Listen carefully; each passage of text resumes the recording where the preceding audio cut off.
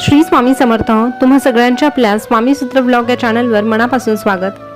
स्वामी भक्त हो, जे करतात सातत्याने स्वामींची पूजा त्यांच्या आयुष्यात संकट आपोआपच होतात वजा. जे करतात सातत्याने स्वामींची पूजा त्यांच्या आयुष्यात संकट आपोआपच होतात वजा. जे करतात सतत स्वामींची भक्ती त्यांच्या पाठीशी सदैव उभी असते समर्थांची शक्ती. जे करतात सतत स्वामींची भक्ती त्यांच्या पाठीशी सदैव उभी असते समर्थांची शक्ती, समर्थांची शक्ती.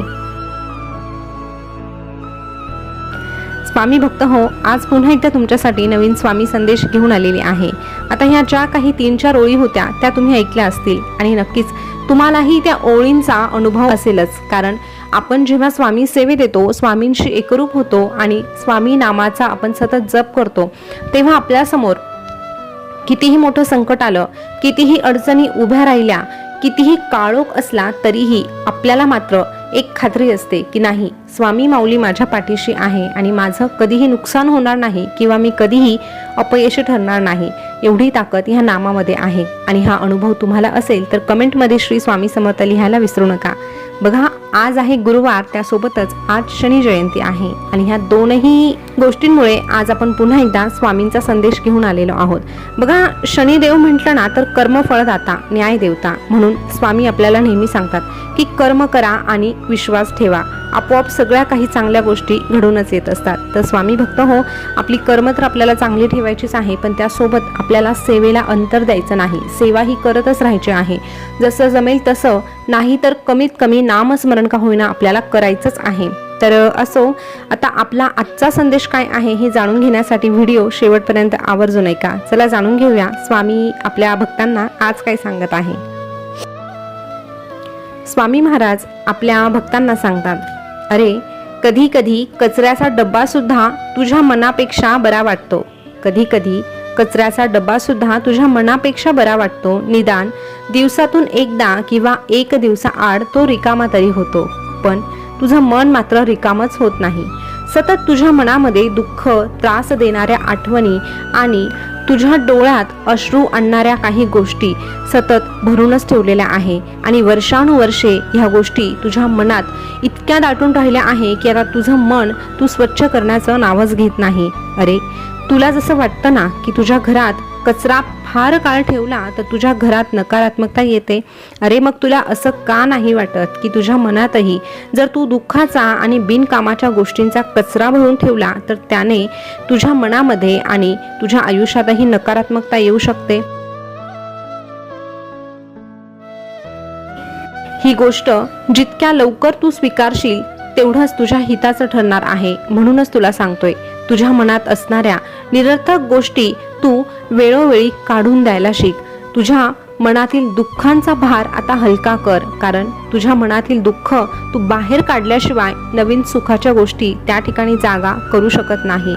म्हणूनच तुझा हा स्वामी तुला सांगतोय, कचऱ्याच्या डब्यासारखं दररोज तुझं मनही आता साफ करायचं. कचऱ्याच्या डब्यासारखं दररोज तुझं मनही आता साफ करायचं. विसरून सारे दुःख नव्या सुखांना आनंदाने भरायचं. विसरून सारे दुःख नव्या सुखांना आनंदाने भरायचं. सुखी जीवनाचं तंत्र आता तू देखील शिकायला हवं. सुखी जीवनाचं तंत्र आता तू देखील शिकायला हवं. आणि तू स्वतः देखील आनंदी राहायचं आणि दुसऱ्यांनाही ठेवायला हवं. स्वतः देखील आनंदी राहायचं आणि दुसऱ्यांनाही ठेवायला हवं. आनंदाने जगायचा सोपा मार्ग, जी माणसं हक्काने तुझ्याकडे येतात ना ती परत जाता कामा नये याची काळजी घ्यायची. आणि जी जातात ती तुझ्या लक्षातही राहता कामा नये ही देखील काळजी घ्यायची. अरे, जी लोक तुझ्या आयुष्यातून निघून जातात, जी लोक तुझा विचार करत नाही, अशा लोकांचा विचार करण्यात तू तुझा वेळ का खर्च करतो? ज्यांना तुझी किंमत आहे ते तुला कधीही सोडणार नाही. पण ज्यांना तुझी किंमतच नाही त्यांच्या समोर अगदी तू तुझे प्राण ओतले तरीही त्यांना तुझी किंमत कधीच कळणार नाही. म्हणूनच अशा लोकांना सोडून द्यायला शिक. अरे, अडथळे तर क्षणिक असतात, पण त्या क्षणात खचून न जाता धीराने त्यांना सामोरं जाणं हेच खरं आयुष्य आहे. जीवनात जलद गतीने मिळणारं यश अहंकार निर्माण करत असतं, तर उशिरा मिळणारं यश तुझं व्यक्तिमत्व तयार करत असतं. म्हणून काही गोष्टी मिळण्यासाठी तुला उशीर होत असेल तर घाबरू नको, काळजी करू नकोस. तुझी ही स्वामी माऊली तुला सगळं काही देणारच आहे, पण थोडा संयम ठेवायला शिक. अरे, जे उशिरा मिळतं ना ते कायमस्वरूपी टिकत असतं, हे मात्र सदैव लक्षात ठेव. तुझ्या वाट्याला संघर्ष आला, तुझ्या वाट्याला वेदना आल्या म्हणून घाबरू नको. अरे, एका दगडाने घाव झेलले आणि एक बाजूला तसाच पडून राहिला. एका दगडाने घाव झेलले आणि एक बाजूला तसाच पडून राहिला. पडलेल्याची पायरी झाली आणि घाव झेलणारा मात्र देव झाला. पडलेल्याची पायरी झाली आणि घाव झेलणारा मात्र देव झाला. लोक नशिबाची वाहवा करतील, पण प्रयत्नांवर मात्र कोणाची नजर नसते. लोक नशिबाची वाहवा करतील, पण प्रयत्नांवर मात्र कोणाचीही नजर नसते. यशाला हजारो बाप होतील, पण संघर्षामध्ये मात्र कोणीच हजर नसते. हे सत्य तू जितक्या लवकर स्वीकारशील तितक्याच लवकर तू स्वतःला खंबीर बनवशील.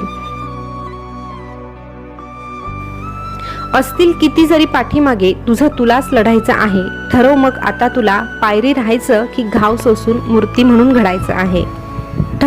आता तुला पायरी राहायचं की घाव सोसून मूर्ती म्हणून घडायचं आहे. अरे, झाडाचं तुटलेलं पानही स्वतःच्या जाण्यानं दुःखी न होता खुश होत असतं, कारण नव्या पानाला जीवन देण्यासाठी त्याने त्याची जागा स्वतःच मोकळी केलेली असते. निस्वार्थ भावनेने केलेलं कोणतंही काम नेहमी श्रेष्ठच मानलं जातं. अरे, तुझ्या या शालेय जीवनात तुला सगळं काही शिकवलं गेलं. चौकोन, लघुकोन, काटकोन, त्रिकोण, षटकोन, पण शिकवला गेला नाही तो दृष्टिकोन. आणि हा दृष्टिकोन हे जीवन जगण्यासाठी फार महत्त्वाचा आहे. म्हणूनच तुझा दृष्टिकोन बदल. प्रत्येक गोष्ट बघण्यासाठी जर तू सकारात्मक दृष्टिकोन ठेवला तर निश्चितच तुझ्या आयुष्यामध्ये घडणारी प्रत्येक गोष्ट ही सकारात्मकच असणार आहे. आणि म्हणून तुला जर दृष्टिकोन कसा ठेवायचा हे शिकायचं असेल तर तुझी शाळा उपयोगाची नाही, तर तुला हे अध्यात्मच मदत करणार आहे. जेव्हा तू अध्यात्माच्या मार्गावर चालतो तेव्हा खऱ्या अर्थाने तुला चांगल्या वाईट गोष्टींची पारख होते. सकारात्मक आणि नकारात्मक गोष्टी कळायला लागतात. म्हणून अध्यात्माचा मार्ग कधीही सोडू नको. तुझ्यामुळे कुणाला त्रास होईल असं तू वागायला नकोच, पण तुझ्या असण्याचा आणि नसण्याचा कुणाला फरकच पडत नसेल तर कुणाच्या जीवनात अडचण म्हणून पण राहायला नको. अरे, एखाद्यावर पार जीव ओतावा आणि त्याने मात्र